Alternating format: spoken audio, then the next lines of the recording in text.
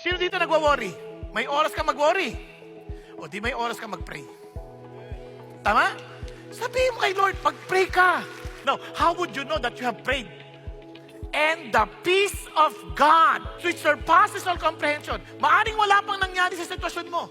But surprisingly, there's a peace na parang lagpas, parang wala na yung issue sa'yo. Wala na yung concern na yun, nabigay mo na sa Diyos. Will guard your heart and mind in Christ Jesus. Yung puso mo, yung isip mo, nabantayan na ng kapayapaan ng Diyos.